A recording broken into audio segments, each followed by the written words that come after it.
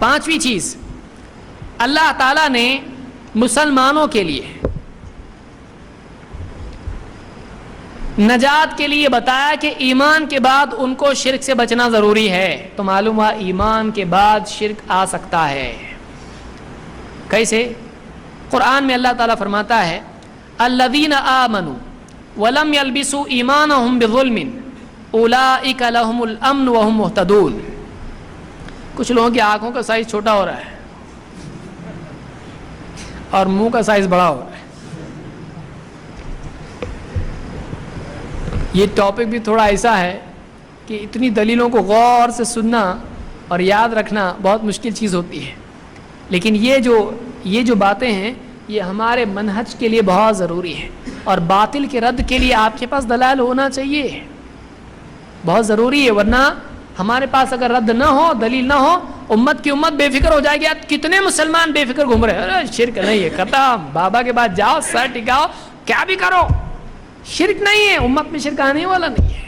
Tension ہی ختم ہو گیا. ایک حدیث نے ٹینشن ختم کر دیا. اب دیکھیے یہ ٹینشن والی حدیثیں سب، اس سے ٹینشن واپس ریسیٹ ہوگا. اللہ تعالیٰ قرآن کریم میں فرماتا ہے الذین آمنوا ولم یلبسوا ایمانہم بظلم، وہ لوگ جو ایمان لائے اور انہوں نے اپنے ایمان میں ظلم کی ملاوٹ نہیں کی، اولئک لہم الامن، انہی لوگوں کے لیے امن ہے، وہم مہتدون، اور یہی لوگ ہدایت یافتہ ہیں. سورہ الانعام آیت نمبر 82. کیا کیا یہاں پر ہے اس آیت میں دیکھیے. 2 چیزوں کا وعدہ ہے اور 2 چیزوں کا ارادہ کرنا پڑے گا. 2 چیزیں کرنی پڑیں گی، 2 چیزیں ملے گی. کیا ملے گا؟ امن ملے گا، اللہ کی طرف سے عذاب نہیں، دنیا میں بھی نہیں، آخرت میں بھی نہیں. عذاب نہیں چاہیے، امن چاہیے، ملے گا. اور ہدایت یافتہ ہونے کا لیبل کہ یہ ہدایت یافتہ ہے، اللہ کی طرف سے اس پر سکہ لگ جائے کہ یہ ہدایت یافتہ ہے. کسی کو چاہیے کیا کرنا پڑے گا؟ 2 کام کرنے پڑیں گے. نمبر 1 ایمان لانا، الذین آمنوا، کام ختم نہیں، دوسرا کام باقی ہے. 2 ولم یلبسوا ایمانہم بظلم، اور اپنے ایمان میں ظلم کی ملاوٹ نہیں کی. تو معلوم ہوا کہ ایک آدمی اگر ایمان لائے اور ایمان میں ظلم کی ملاوٹ کرے تو پھر اس کو امن ملے گا نہیں، اس کو وہ ہدایت یافتہ ہے نہیں. تو معلوم ہوا ایمان لانے کے بعد اس میں ظلم مل سکتا ہے کہ نہیں؟ مل سکتا ہے. جس کے مل گیا وہ کام سے گیا، لیکن جس نے اپنے ایمان میں ظلم کو ملنے نہیں دیا وہ بچے گا. تو آپ بولیں گے یہ ظلم کیسے ملے گا ایمان میں؟ ظلم تو پٹائی سے ہوتا ہے. یہاں کون سا ظلم مراد ہے؟ آئیے دیکھتے ہیں. عبداللہ ابن مسعود رضی اللہ عنہ فرماتے ہیں لما نزلت هذه الآیہ، جب یہ آیت نازل ہوئی، کون سی جو میں نے پڑھی، الذین آمنوا ولم یلبسوا ایمانہم بظلم، جو لوگ ایمان لائے اور اپنے ایمان میں ظلم کو نہیں ملایا، شق ذلک علی اصحاب النبی صلی اللہ علیہ وسلم، تو یہ بات، یہ آیت صحابہ پر بہت بھاری ہوئی، بہت ٹینشن ہو گیا ان لوگوں کو. تو ظلم کچھ نہ کچھ تو ہر ایک سے ہو جاتا ہے، تو امن سے ہی محروم، ہدایت سے ہی محروم. ایمان کے بعد ظلم آ گیا زندگی میں، تھوڑا بھی ظلم کسی پہ کر دیا، امن اور ہدایت سے محروم ہو گیا آدمی. یہ بہت ٹینشن کی چیز ہے.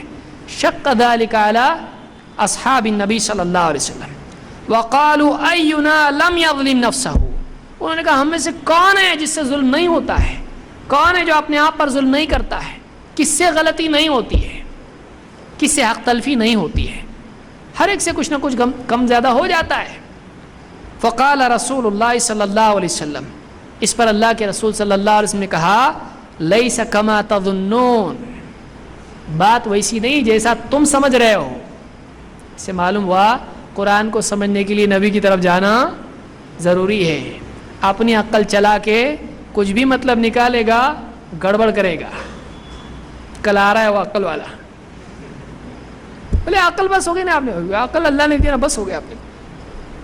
تو اپنی عقل سے قرآن و سنت کو سمجھنا ہے نہیں، سلف کے منہج سے سمجھنا ہے. صحابہ کو نہیں سمجھ میں آیا آیت،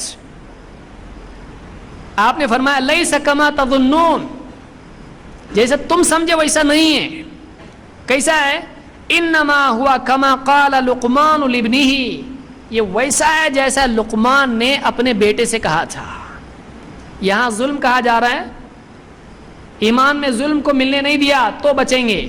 یہ ظلم کیا ہے؟ یہ وہ ظلم نہیں ہے جو تم سمجھ رہے ہو، آپس میں ایک دوسرے پہ ظلم کرنا۔ یہ وہ ظلم ہے جو لقمان نے کہا تھا۔ کیا کہا تھا؟ یا بنی لا تشرک باللہ ان الشرک لظلم عظیم، اے بیٹے اللہ کے ساتھ شرک مت کرنا، شرک ظلم عظیم ہے۔ تو یہ کون سا ظلم ہے؟ یہ ظلم آپس کا ظلم نہیں ہے، یہ اللہ کے ساتھ ظلم ہے، اور وہ کیا ہے؟ شرک ہے۔ تو آیت کا مطلب کیا ہوا؟